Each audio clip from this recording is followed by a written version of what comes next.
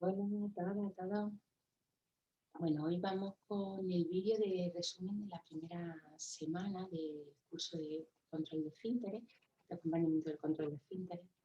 Y quiero recoger algunas dudas y reflexiones que han salido y también, de alguna manera, hacer sí, un esquema, ¿no? Un resumen de lo más importante que hemos visto en este acompañamiento en el primer año de vida. Mm, voy a empezar por el resumen, ¿vale? Y así creo que podemos ir mejor la otra duda. Como hemos visto, algo muy importante para que en algún momento en el que el niño o la niña esté preparado pueda dejar el pañal, gestionar la evacuación y llevarlo y hacerla en el sitio socialmente establecido para ello, bate o orinal. Para que todo eso pase, que es gigantesco a nivel de desarrollo, se necesitan un montón de cosas que confluyan. eh, para que pase de manera fácil, natural, sencilla, amable. Eh, lo ideal es ir promoviendo que eso va a pasar, porque desde que nace el bebé hasta que eso se convierte en una necesidad de los adultos, no es tanto tiempo. Normalmente son 2 años, 3 años en el que comienza a haber un interés. Entonces, algo, como hemos visto, se puede dentro de la vida, la experiencia, las circunstancias de cada familia, sí que se puede educar, vivir, criar sin pañal. Hay gente que lo hace 24 horas al día, hay gente que sin pañal hace 1 hora al día y hay bebés que no están sin pañal prácticamente nunca en el primer año de vida.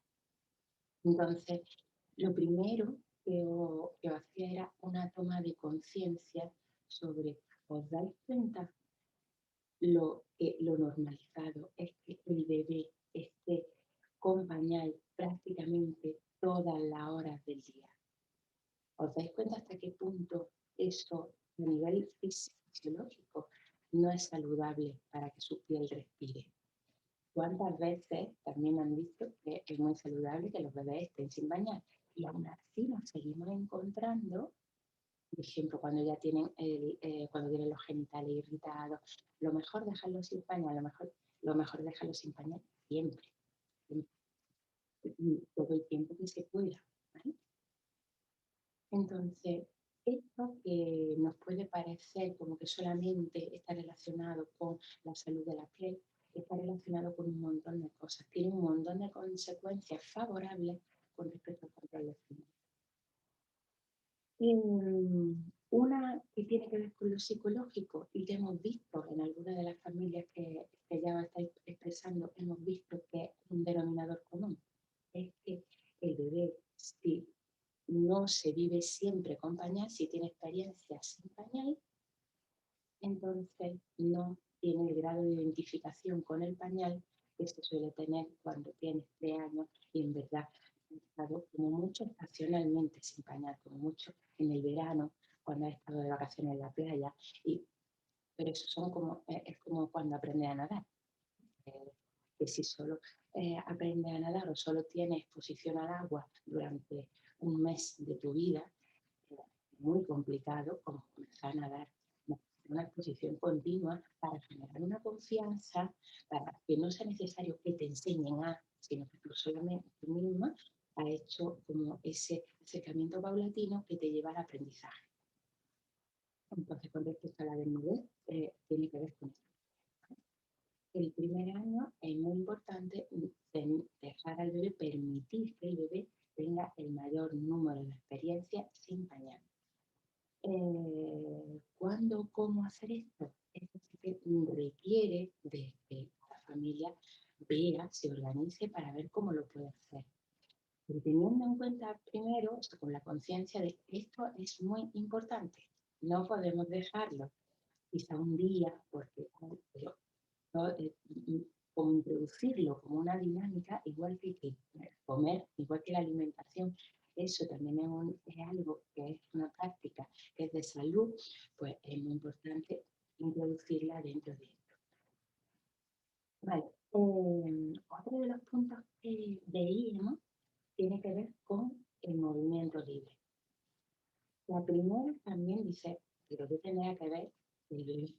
Que no se fuerza a los bebés para gatear, para darse la vuelta o para andar con el control de esfínteres. Ya hemos hablado, como ya he dicho, también tenéis algunos documentos creo que de Nuria Ferrando, que es fisioterapeuta, que habla sobre la importancia de la construcción de la cadera, del suelo pélvico, de toda la musculatura que cierra, o sea, que termina en el esfínter, en los esfínteres. Entonces, cuando hay una sobrecarga muscular, es muy difícil, aparte que es muy difícil llevar conciencia a ese músculo, porque molesta, porque es incómodo. Entonces, esa molestia, esa incomodidad hace que el cerebro, como de alguna manera, se desconecte de esa parte del cuerpo. ¿Vale? Igual que los adultos lo podemos relacionar con cuando tienes dolores crónicos en algo, porque llega un momento que no lo sientes tanto. Hay como una ligera anestesia porque el cerebro al final no, no se acostumbra a ese dolor y deja de mandar señales porque hay una respuesta. Entonces esta desconexión de esta parte del cuerpo lleva a que luego es muy difícil reconectar cerebro con esa musculatura. Es mucho más complicado. ¿Vale? Vemos que hay dificultad en el control de esfínteres en niños y niñas y dificultad en el control de esfínteres autónomo, ¿vale? No en el control de esfínteres por entrenamiento ni nada de esto, que por entrenamiento los humanos somos increíbles y conseguimos cosas increíbles. Pero aquí estamos hablando de respeto de los ritmos naturales y estamos hablando de permitir que la naturaleza, la capacidad que todos tenemos, se manifieste. Entonces, ¿en qué situaciones vemos que cuesta mucho trabajo conectar cerebro con esa parte de la musculatura? Pues niños y niñas que, por ejemplo, se le ha sentado antes de que estuvieran sentados por sí mismos. Y esta exposición a la postura de sentado se tiene que haber dado de una manera como muy regular, muy normalizada. Por ejemplo, sentarlos para jugar, ¿no? Como cuando sientan a los niños que se quedan con la espalda así como doblada, ¿no? Y bloqueados, que les pones cojines, les pones unas cuantas cosas delante para que jueguen, que se quedan como inmóviles de cintura para abajo, pero sí que tienen mucho movimiento en los brazos, ¿no? Que tienen mucho movimiento en los brazos, pero las piernas para bloquear, porque si no se caerían para todos lados, para bloquear, se quedan totalmente inmóviles. Normalmente esta práctica adulta lleva a niños y niñas que no terminan gateando. Puede ser que lo que hagan sea un arrastre con las piernas colgando o con una pierna colgando y la otra no. No suelen hacer un gateo alternando izquierda y derecha con rodillas y palmas de la mano. Entonces, cuando el bebé normaliza la posición de sentado antes de estar preparado para ello, ¿qué quiere decir? Porque desde la postura de tumbado es capaz de ir incorporándose hasta quedarse sentado. Y luego puede salir de la postura y comenzar a gatear. Eso suele ser el conseguir la postura de sentado por sí mismo. Cuando esto pasa, estamos seguras de que toda la musculatura de esta franja, de la franja abdominal y suelo pélvico, tiene una fortaleza bestial, porque es capaz de subir su cuerpo y sostenerlo. ¿Vale? Sin embargo, en los niños y las niñas que se les pone en esta posición antes de tiempo, vemos que no, que normalmente la espalda se queda arqueada y que no hay fuerza. Por lo tanto, también no se está trabajando esa parte de la musculatura tan necesaria para cerrar y abrir los esfínteres a volumen. Más cosas sobre esto. De la misma manera pasa con el andar, ¿no? Pero de otra manera eso lo vamos a ver como en la semana que viene, que ya empezamos más cerca del año. Por eso es tan importante dentro del movimiento libre que el niño y la niña, como viste en el vídeo del bebé, el maestro de la postura, pues tenga un movimiento armónico, o sea, forma de desplazarse en este primer año sea un movimiento armónico en el que está alternando múltiples posturas y desplazamientos, ¿vale? Está alternando continuamente, prácticamente no está en la misma postura durante más de 5 minutos. ¿Eso qué hace? Pues que no se sobrecargue el cuerpo. También favorece la autorregulación. Hay una escucha propia de ese bebé que todo el rato le está invitando a elegir posturas diferentes para que no se tensione ninguna parte de su cuerpo. Esto, claro, evidentemente favorece la autorregulación a otros niveles y que es algo que vamos a necesitar de cara al control de esfínteres cuando estemos en el proceso de 2-3 años. Se necesita también una capacidad de autorregulación, una capacidad de escucha interna y también de hacer lo necesario para que ese desequilibrio que se haya producido vuelva de nuevo al equilibrio. También es sentar las bases para la autorregulación.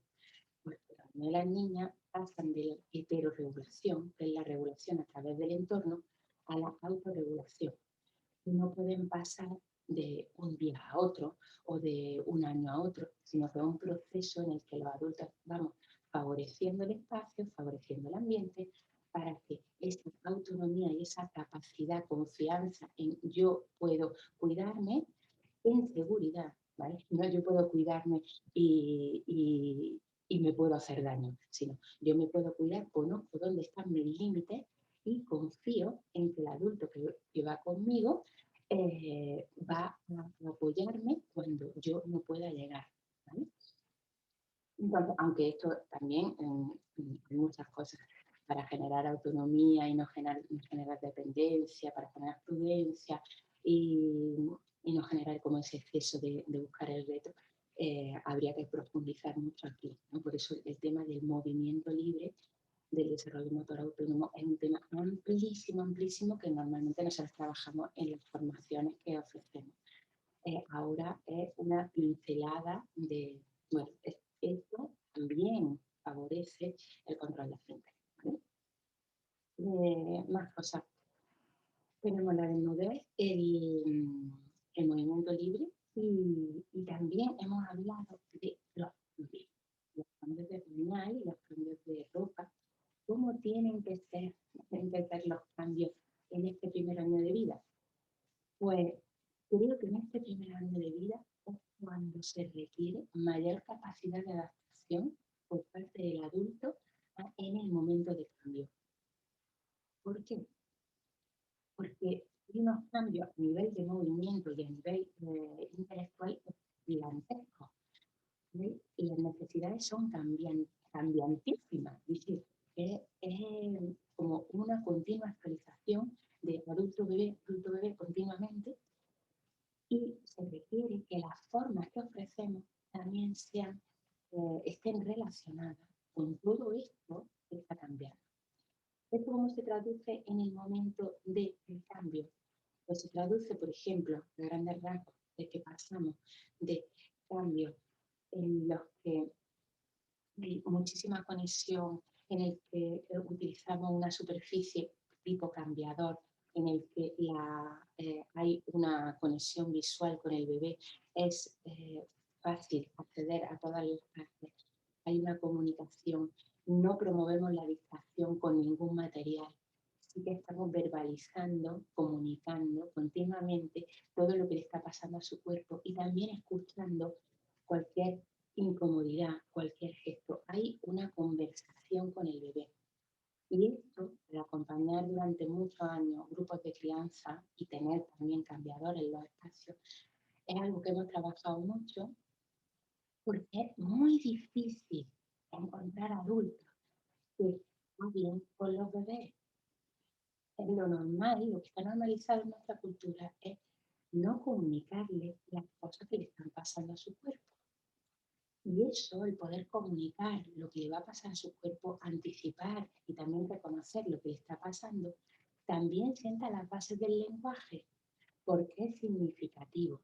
Puedo relacionar lenguaje con una experiencia significativa que está teniendo mi cuerpo. Pero tenemos grandes obstáculos a la hora de comunicarnos con los bebés. Es como que no les hablamos.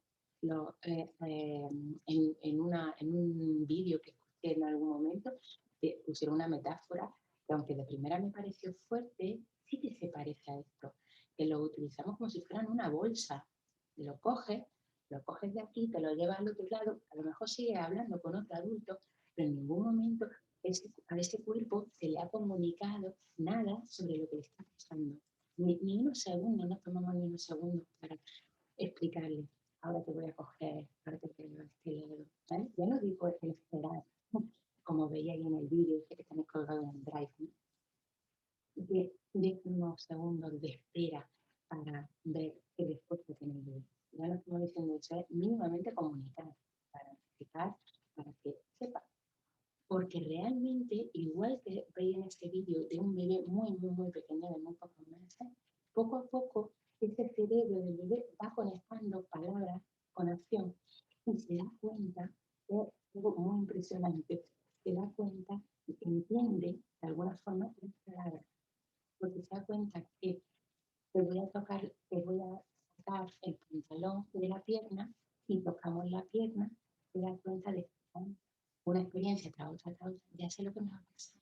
Lo que va a pasar es que va a coger mi pierna y va a sacar el internet del pantalón de ahí. Entonces puedo hacer gestos, puedo levantar esa pierna, que es como un pequeño reflejo, ¿no? Levanto esa pierna porque he entendido pierna. Entonces se empieza a dar una comunicación. ¿Por qué es tan importante esto?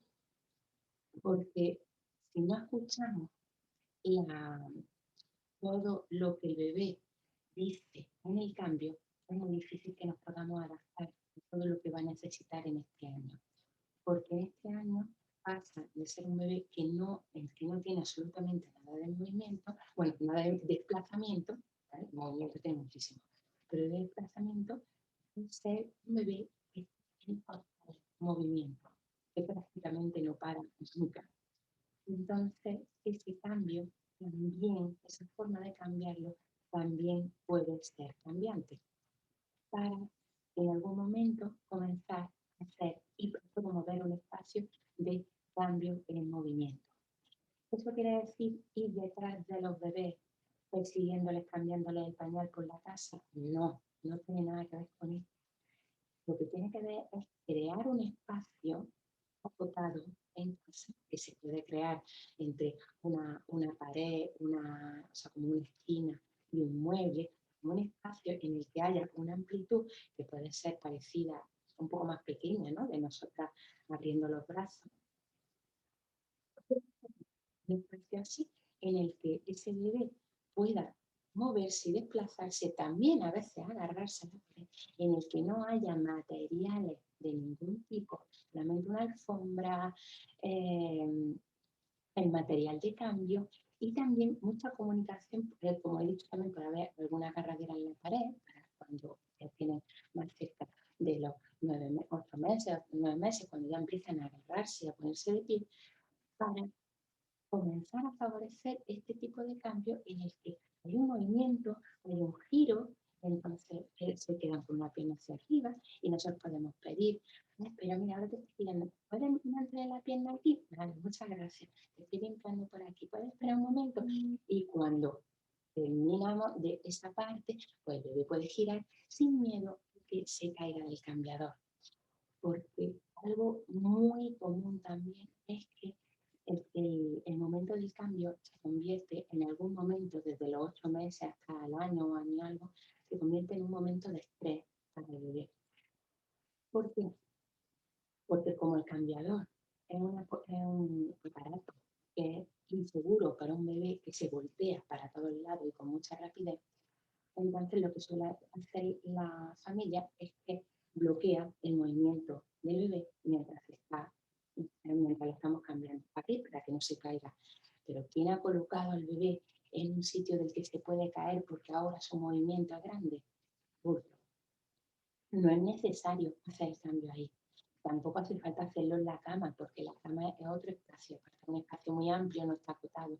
Pero sí podemos tener un espacio agradable de cambio en el suelo que podamos recoger con una alfombra, no tiene que ser nada no necesitamos comprar un cambiador de madera ni nada de esos picklers de estos que van en el suelo, no hace falta. Pero sí podemos acotar un espacio agradable donde haya luz natural, donde sea un sitio cómodo y bonito, donde poder hacer ese cambio y seguir teniendo es como ese momento de relación. Mira, acabo de pensar, para ver cuál puede ser el tamaño perfecto de esa zona, pues si nosotros nos sentamos en el suelo con las piernas cruzadas, más o menos esa zona, el encontrar esa zona sería la dimensión que ocupan nuestras piernas cruzadas, ¿vale? Esa sería más o menos la dimensión, porque es una forma de tener como un límite físico en eso. Vale. Entonces, cuando bloqueamos el cuerpo, el movimiento del bebé en el cambiador, la primera vez, entre comillas, no pasa nada. La segunda tampoco, la tercera tampoco. Pero son tantos cambios, tantas exposiciones a un momento en el que se me está poniendo un límite por seguridad, pero claro, por seguridad impuesta, porque realmente yo no tengo por qué estar en un sitio donde es peligroso que me mueva. Lo importante es ofrecer al bebé el mayor número de experiencias que pueda gestionar por sí mismo, no ponerlo en situaciones que no puede gestionar por sí mismo, por lo menos eso minimizarlo lo más posible. Y el momento del cambio, aparte, también tiene esa connotación de que es un momento en el que se está generando un vínculo afectivo, porque se está trabajando por lo corporal, es algo que un cuerpo está tocando a otro. Y es muy importante aquí que cuidamos muchísimo la ternura, la amabilidad, la cercanía, la confianza, la comunicación. Es súper importante porque aquí se están sentando las bases de ese vínculo afectivo, de esa relación. Entonces, puede producir mucha incomodidad, inseguridad, queja, rabia en el bebé cuando sistemáticamente el momento del cambio es el momento de bloquear su cuerpo. Y claro, le puede producir un rechazo muy grande al cambio de pañal. Algo que es totalmente contraproducente con el proceso de control de esfínter. Porque no confía en el adulto en lo que se refiere a la higiene, entonces no lo tomará en el momento que esté preparado como modelo para imitarlo. Porque al final, en el proceso de control de esfínteres, de que controle los esfínteres y lleve la evacuación al lugar socialmente establecido, ese movimiento es un movimiento de imitación social, que imita a las personas que tiene, a las que quiere y aprecia. ¿Eh? Entonces, se requiere una relación afectiva muy sana, en la que haya una confianza, una cercanía, una ternura, una escucha mutua muy grande para que esa imitación, para que ese bebé esté deseoso de tomarnos como modelo de aprendizaje, ¿vale? Para que en un momento diga, yo quiero hacer esto que hacen ellos, yo lo quiero hacer igual, porque también a mí me satisface adaptarme a mi ambiente, porque es un ambiente amable conmigo.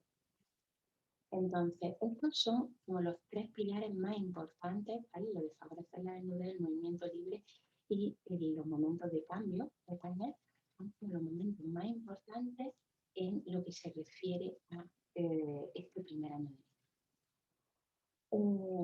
Dudas que han surgido. Por ejemplo, me viene a la cabeza, ¿pañal de tela o pañal de circulación? En verdad, no es tan importante pañal de tela o pañal desechable, ¿vale? Lo que es más importante es favorecer la desnudez lo más posible. Se puede mezclar todo también, ¿vale? Desde mi experiencia, el pañal de tela genera mucha humedad, lo que lleva al bebé a tener mucha más conciencia cuando hace pipí o hace sensorial, la experiencia cuando hace pipí, cuando hace caca. Por eso se recomienda pañal de tela en el caso de control de esfínteres porque da una mayor información. ¿Qué pasa también? Pues si el pañal de tela está mucho tiempo puesto, pues suele generar como demasiada humedad, puede haber pues, mayor índice de infección, pues no sé que esté en un cambio constante. Y luego llega un momento que a los niños no les gusta estar cambiándose constantemente porque les corta el rollo, les corta el estar jugando. Entonces, lo ideal sería ¿no? unos momentos de cambio agradables, especiales en el tiempo, ¿vale? Y por eso, bueno, pues una forma es intentar dejarlos desnudos lo más posible. En una casa, en un piso con suelo, con suelo de mármol, con alfombra, se puede dejar un sitio a un bebé desnudo tranquilamente y a veces sin acompañamiento. Pues bueno, ciertamente, como decía una cosita, es que se orinan por todas partes. Es lo ideal. ¿Qué podemos hacer en estos casos si es que no tengo tiempo para pararme ni nada?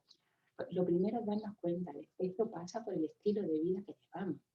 Porque cuando todos vivíamos como más cercanos a espacios naturales, estos bebés podían salir patio, campo o algo así, hierba, y no había ningún problema con que estuvieran sin pañal, no había ningún problema. Este movimiento se hacía fácil dentro de todas las condiciones. Se hacía fácil porque se estaba fuera. Y en verdad, como los pañales hace unos cuantos años eran de tela, en verdad se cuidaban más de utilizar muchos pañales porque luego había que lavarlos todos. Entonces, sí se promovía que estuvieran lo más posible sin pañales. Ahora, como son desechables, no cuestan tan caros y todas más o menos nos los podemos permitir, entonces se produce esto de, bueno, pues por mi comodidad le voy poniendo los pañales. Los pañales de tela también hacen eso, que como hay que lavarlos, ¿vale? Pues los pañales de tela de ahora también, como hay que lavarlos, pues hay veces que también es un movimiento que es como muy normal, pues quizás es más fácil que deje al bebé sin pañal de vez en cuando, pues porque va a ser un montón de pañales, ¿vale? Entonces, y lo ideal es lo que mejor os venga. Por la noche, como son muchas horas, pues hay familias que prefieren utilizar pañales desechables. Por el día, pues sí, se pueden intercalar pañales, pañal de tela y no llevar pañal. Eso, por ejemplo, podría ser una fórmula. La combinación es la que mejor os venga y también la que mejor se adapta al momento en el que está el bebé y la familia, porque todo es cambiante. Entonces tenéis un montón de recursos que teniendo en cuenta cuáles son las necesidades que hay que cubrir, es más sencillo que los vayáis utilizando y como conformando el puzzle que actualmente es vuestra familia. Eh, Más cosas que me habéis preguntado esta semana. El cómo se promueve, por ejemplo, la desnudez en el espacio, entiendo por ahora, en el primer año de vida, cuando estás trabajando en un centro infantil. Vale. Con respecto a las que estoy acompañando en centros infantiles, va a ser más o menos la misma, voy a decir lo mismo en toda la etapa de 0 a 3 años. ¿Vale? El acompañamiento para mí es el mismo, que es servir de apoyo, asesoramiento y favorecer información a la familia. ¿Cómo? ¿Cómo y para qué? Pues para mí es muy importante, si estamos trabajando en un centro, en un espacio, el sentirnos con la confianza de que somos profesionales del desarrollo infantil, muy importante, y que conocemos, la familia conoce a su bebé, conoce cosas de su bebé, y a la vez no conoce, a no ser que sea profesional de esto, no conoce cuáles son las formas en la etapa qué necesita cada etapa en el desarrollo humano, sobre todo en la primera infancia. En principio no se las conocen y no saben cómo acompañarlas. Por lo tanto, ahí pienso que como pedagogas tenemos una gran labor de también ofrecer información a la familia. No solamente acompañar a su hijo, sino también se acompaña a la familia para ofrecerle todas estas posibilidades, para contarle esto mismo que le estoy contando yo, de que es importante que la casa esto, que se haga de esta manera, y también estar pendientes del proceso, qué está pasando, qué no está pasando, cómo podemos hacerlo ahora, el ser un apoyo en la crianza. Para mí eso es muy importante, no solamente que venga el niño a escribirle en una libreta, luego volver a darle la libreta, sino que haya un apoyo y una asesoría. ¿Por qué? Porque yo he trabajado no, más, 14 años en centros infantiles. Es prácticamente imposible con la ratio creativa. La ratio, para los que no están familiarizadas con la palabra, la cantidad de alumnos, alumnas por maestro. Es imposible el que yo pueda tener un acompañamiento cercano, individualizado, de escucha y atención con cada uno de esos niños y aparte el estar atendiendo lo que estoy vivo en el espacio. No se puede. Las ratios para mí son inhumanas, no tienen ningún sentido y espero que en algún momento podamos estar transformando esto y que lo veamos, porque en los centros infantiles lo legal dista mucho de lo que podría ser un acompañamiento respetuoso, porque no llega, va apagando fuego. Entonces, aunque consiga una armonía en el espacio, hay muchos procesos que requieren de un montón de atención y no es posible. Es posible para la familia, normalmente tiene uno o tiene dos niños y niñas. Es posible y dentro de unas circunstancias que se requieren mucha organización. Para un centro, a mí la verdad es que aunque lo he hecho, yo he quitado pañales, he quitado. Y también he asistido a ver cómo se les sentaba sistemáticamente cada media hora. Y claro que había muchas niñas que conseguían el control. Claro que sí. Y seguramente todas nosotras lo han conseguido así. Que eso sea lo más natural, humano, y que favorece, contribuya a su desarrollo, a su confianza, a su autoestima. Pienso que no. Hay otras fórmulas que les generan mayor empoderamiento, que das cuenta que son dueños y protagonistas del proceso, porque pueden serlo. ¿No? Que realmente el pañal lo ponemos nosotros como adultos, pero no lo necesitan. Entonces, desde la escuela infantil, para mí la labor es divulgadora, tiene que ver con el ofrecer aprendizaje, ofrecer poder a la familia y en las tutorías llevar como un seguimiento del proceso. ¿Qué está pasando en casa? ¿Cómo lo hacéis? ¿Qué podéis hacer? Vale, tenéis estas condiciones. Pues, ¿y qué os parece esto? ¿Qué os parece lo otro? ¿Cómo se están haciendo los cambios de pañal? ¿En qué circunstancias? ¿Está habiendo incomodidad en el cambio de pañal? ¿Vale? ¿Cómo podéis generar ese espacio de cambio? Todo esto. Para mí eso es básico. También hay una figura que no es el centro infantil, maestra en centro infantil, que para mí también es algo que tiene un gran reconocimiento, porque pienso que es más fácil, sobre todo por el ratio baja abismalmente, que es la figura de madre y padre de día. Estamos hablando de un entorno preparado, adaptado, familiar, porque normalmente es en una casa, en la que ahí se está acompañando de 4 niños y niñas, cuando hay un bebé, entre 3 y 4 niños y niñas. En este entorno es más posible hacer como este acompañamiento y tomar también por parte del acompañante, tomar una actitud también de favorecer, posiblemente sí, pero porque la ratio es muy diferente. Entonces, en el caso de madres de día y padres de día, puede ser que podamos ir un paso más allá. Depende también del grupo, depende de sus necesidades, depende de muchas cosas.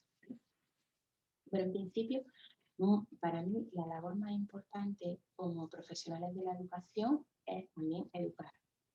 Dar los aprendizajes, dar los conocimientos y también acompañar en el cambio de creencias de un montón de cosas para que se pueda hacer un acompañamiento lo más sano posible por parte de la familia.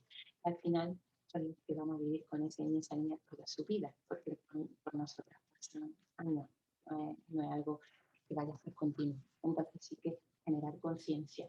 Sí. Más cosas, más temas. Es que no me quiero dejar nada. Vale, después, algunas me contabais que aunque tenéis a los niños más mayores de la primera etapa esta que estamos hablando, os había animado a favorecer la desnudez en los niños y las niñas.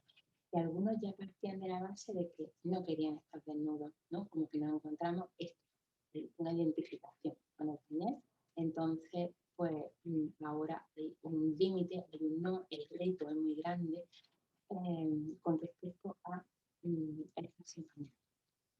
Vale, sobre esto me gustaría dar la mayor claridad posible para que también lo tengáis claro. Yo le doy un poquito de... vale.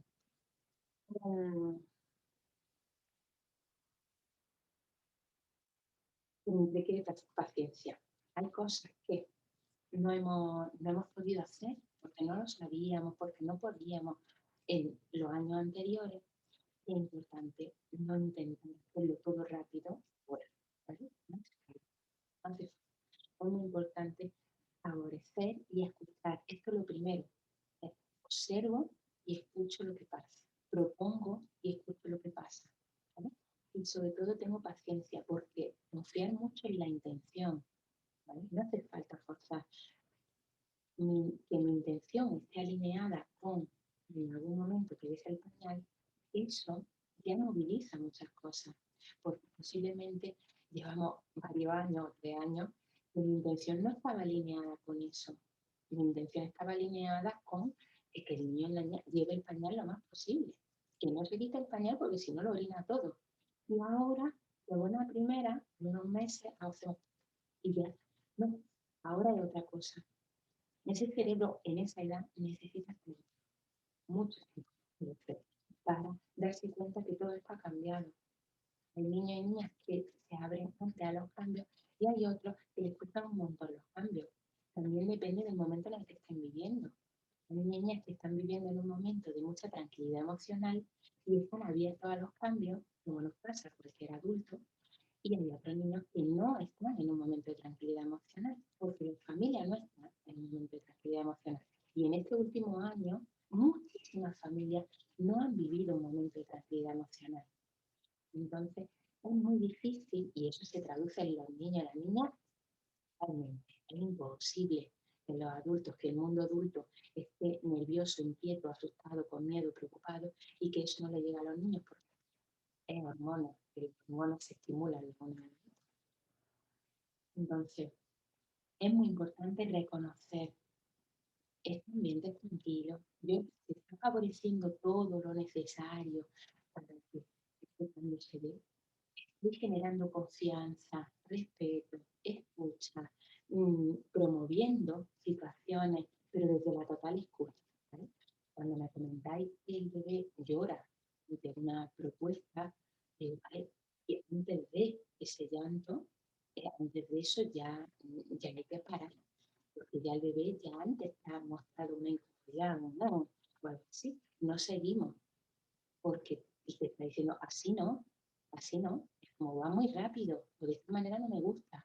Vale, igual que cuando un bebé en un cambio de pañal también se quejaba, y es importante que nosotros paremos y veamos qué pasa, si hay calor, si hay frío, si hay lo que sea, tener escucha, pues cuando tienen 2 años, igual que cuando tienen 15, si muestran una incomodidad, también es importante parar para escuchar. ¿Eso no te ha gustado? Vale. Vamos a ver cómo lo podemos hacer para generar estrategias de cuidado mutuo. Esto es muy importante en la familia, que se tenga en cuenta que todas y todos estamos cuidándonos, no cuidándonos por la fuerza, no imponiéndonos formas que supongan un sacrificio de una de las partes, sino cuidado mutuo. Y esto muchas de nosotras no lo hemos vivido, no sabemos lo que es una experiencia de cuidado mutuo, entonces toca reaprender. Por eso es tan importante parar, observar y escuchar. Muy importante. Es una de las cosas más importantes. No es algo que nos podamos saltar para buscar los tips, ¿no? Vale, ¿cuál es la pauta? ¿Esta o la hago? No, lo primero es observa, propon, escucha. Dice no, vale, entonces ¿qué hago? Poco a poco. ¿Por qué? Porque si forzamos el proceso, va a tardar mogollón más. Eso lo puedo garantizar. El proceso no se puede forzar, porque un niño y una niña lo que tiene es control de su propia voluntad. Y si por voluntad dice que no, el no se quita el pañal, el no si su voluntad la utiliza para eso, entonces os puedo asegurar que esto puede tardar muchísimo, a no ser que empecéis con entrenamiento, con premio, con castigo, que no es la finalidad de este curso. ¿Por qué? Porque pienso que no es necesario. Puede ser que algunas de las familias que estáis participando en este curso requerir un acompañamiento más personalizado. Yo esto lo puedo hacer, con algunas de vosotras ya lo hago. ¿Sí? Puedo hacer acompañamiento personalizado, tener alguna sesión de 1 hora con vosotras. Venga, ¿qué está pasando? ¿Cómo está pasando? ¿Qué hacéis? ¿Qué decís? Esto se puede hacer, ¿vale? Lo puedo hacer y estoy abierta a ello. Entonces, si tenéis prisa por algo, si queréis ya y no queréis esperar a terminar el curso, y sí, los problemas son como muy concretos. Y, y bueno, y veis que no, que también necesitáis vosotras como más aprendizaje y más, o sea, como más claridad en muchas cosas. Preguntadme, podemos hablarlo, podemos generar como esos momentos de sesiones individuales en las que poder ver vuestro tema en concreto, ¿vale? Creo que eso lo vamos a poder hacer. Más cosas. Creo que ahora una propuesta que yo hago, ¿vale? Es que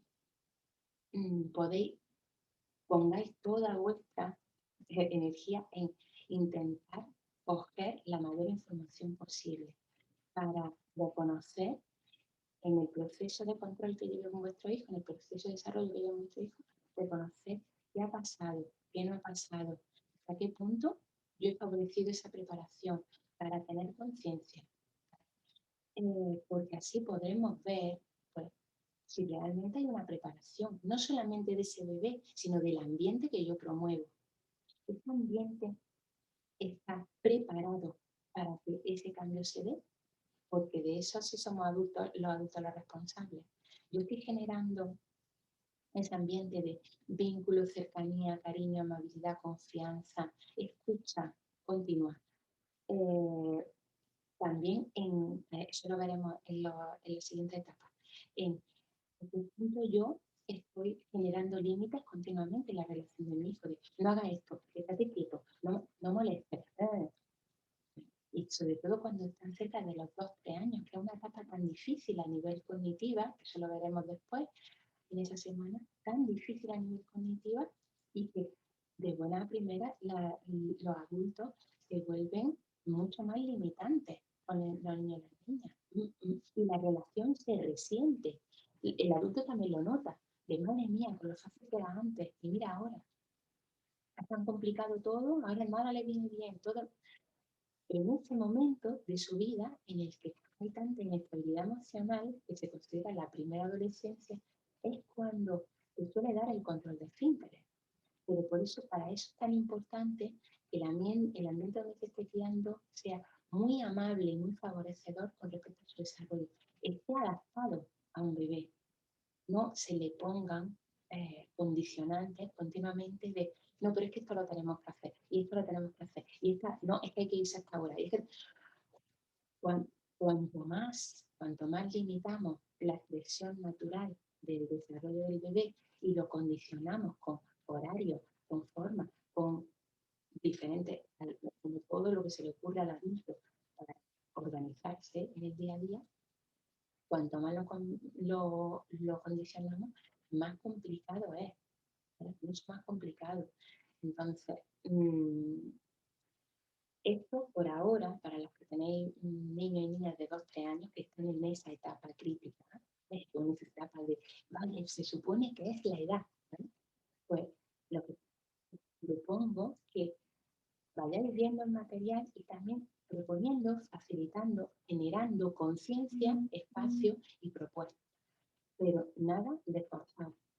Y el objetivo no es que todas vosotras, sobre todo las que tengáis niños y niñas de 2 años, consigáis en este mes quitarles el pañal. No es no es el objetivo. De hecho, podría pasar que los bebés y los niños y las niñas dejaran el pañal en este mes y en el mes siguiente. Sí, para eso se necesita que los adultos realmente tomen conciencia de lo que están ofreciendo, Yo estoy segurísima porque cuando hago asesoramientos privados me di cuenta que desde que hacemos el asesoramiento, las 2 o 3 semanas después, el cambio ha sido abismal. Y normalmente estamos hablando de procesos que llevan bloqueados un montón de tiempo, que los padres y las madres no saben por dónde tirar, a lo mejor niñas de 5 años, que pero es muy importante cambiar el mundo adulto. No es tanto incidir en la vida de ese niño o esa niña directamente, sino en el mundo adulto. ¿Vale? Es comprender. Bueno, eh, creo que con esto he tratado todos los temas que tienen que ver con este primer año de vida. ¿Vale? Si se me queda algo, si se os queda alguna duda y queréis que la veamos, pues me lo dejáis por escrito y yo os hago material para la semana que viene y lo metemos, ¿vale? Como complemento. Que para mí es muy importante como que se queden todas las etapas lo más claras posible.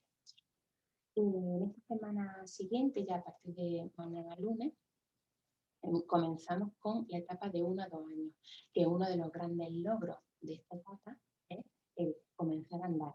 Hay niños y niñas que lo empiezan con 10 meses, eso es un comenzarlo de una manera muy, muy, muy temprana, y hay otros que se van a los 16 meses o más, como que hay una franja saludable en la que se puede dar todo esto. Y que tiene, ya lo veremos, y que tiene una repercusión gigantesca en el control de esfínteres. Porque cuando el bebé empieza a andar, comienzan a darse un montón de cambios a nivel de control y de fuerza en el suelo pélvico.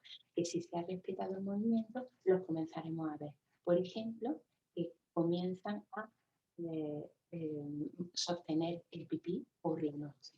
Se suelen dar episodios, a lo mejor no continuados, en los que el bebé se acuesta con un pañal limpio y se levanta con el pañal seco.